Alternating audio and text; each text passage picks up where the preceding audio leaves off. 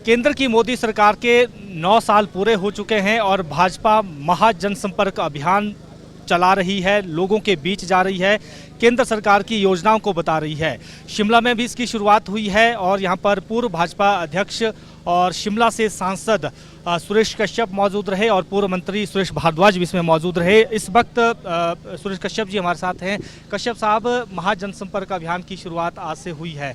क्या इसका मैसेज देने की कोशिश लोगों के बीच की जा रही है और अभी आप गए भी लोगों के बीच में, क्या रिस्पांस मिला है?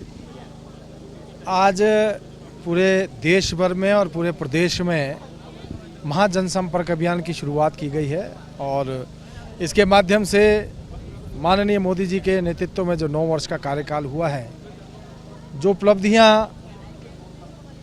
हमारी केंद्र सरकार ने अर्जित की हैं, उनको आम जन तक पहुंचाना और संपर्क से संपर्क समर्थन और महासंपर्क अभियान के तहत 2024 में फिर से मोदी जी देश के प्रधानमंत्री बने, उस लक्ष्य के लिए आगे बढ़ना। आज से हमारा शिमला में और पूरे प्रदेश भर में सभी जिलों के ऊपर जो है ये अभियान की इसकी शुरुआत की गई है। हमें इस बात की खुशी है, माननीय मोदी जी के नेतृत्व में आज हमारा देश दुनिया की 5वीं सबसे बड़ी अर्थव्यवस्था बना है, सबसे तेज़ गति से विकास करने वाला देश जो है बना है और दुनिया के अंदर हमारी जो छवि है उसमें एक जिसको कह सकते हैं कि बड़ा व्यापक रूप से बदलाव आया है। 2014 के पहले की स्थिति भी हम जानते हैं कि क्या स्थिति थी और आज किस प्रकार से माननीय मोदी जी के नेतृत्व में जहां देश की छवि बदली है, इस बात को हमने अभी G7 की बैठक में भी देखा। G20 आज हमारे देश में हो रहा है और विभिन्न देशों के जो राष्ट्राध्यक्ष आ रहे हैं, अनेकों स्थानों के ऊपर जाकर जो है आज पूरी दुनिया को आज हमारा देश दिखा रहा है कि भारत की संस्कृति क्या है, भारत में विविधता में एकता किस प्रकार से बसती है और किस प्रकार से सभी जाति धर्म समुदाय के लोग, सभी संप्रदाय के लोग एक साथ रहते हैं। और G7 में हमने देखा कि आज मोदी जी के नेतृत्व में देश की छवि किस प्रकार से बदली है। जब हमने देखा कि चाहे वो जापान के राष्ट्रपति हों या ऑस्ट्रेलिया का राष्ट्रपति जब कहते हैं मोदी इज़ द बॉस, या फिर पापुआ न्यू गिनी के राष्ट्रपति मोदी जी के चरण स्पर्श करके उनका आशीर्वाद लेते हैं। जो बाइडेन मोदी जी से इतने प्रभावित होते हैं उनकी लोकप्रियता से कि कहते हैं कि मुझे मोदी जी का ऑटोग्राफ लेना चाहिए।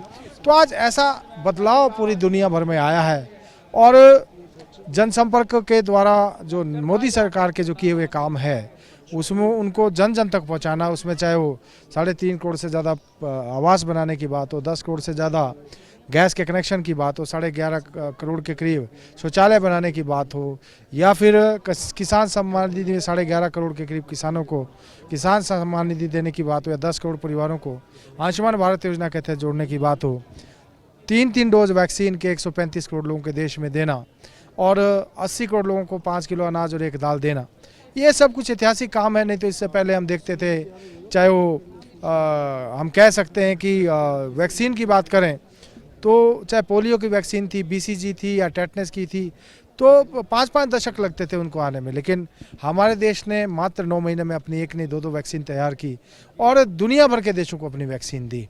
तो आज ऐसा एक हमारा देश है जो एक अलग छवि के साथ आगे बढ़ रहा है और 2024 में फिर से मोदी जी देश के प्रधानमंत्री बने, उसके लिए संपर्क से समर्थन और महाजनसंपर्क अभियान के तहत जो है हम जो है लोगों से संपर्क कर रहे हैं, विशिष्ट लोगों से संपर्क कर रहे हैं ताकि आने वाले समय में उनका समर्थन भारतीय जनता पार्टी को मिल सके। सर, विपक्षी सवाल उठा रहे हैं बार बार, इस 9 साल पर भी सवाल उठा रहे हैं और ये भी कह रहे हैं कि बेरोजगारी महंगाई को लेकर कोई केंद्र सरकार ने पग नहीं उठाए हैं। उनके इन आरोपों को लेकर आप क्या कहना चाहेंगे?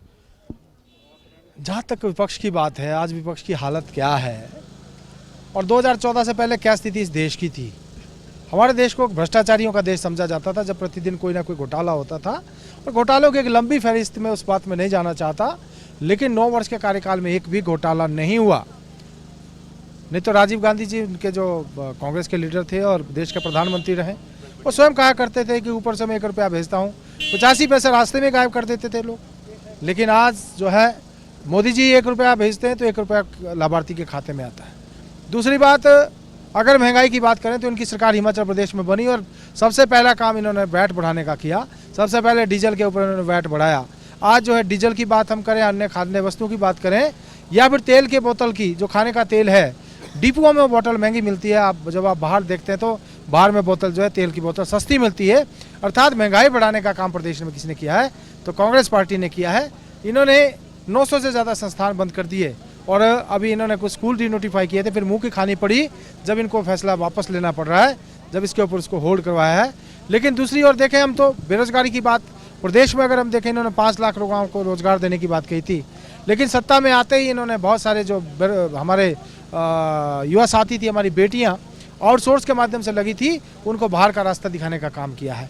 अर्थात बेरोजगारी की बात ये नहीं कर सकते, महंगाई की बात ये नहीं कर सकते, जिन्होंने दोनों मोर्चों के ऊपर जो इनकी सरकार विफल रही है।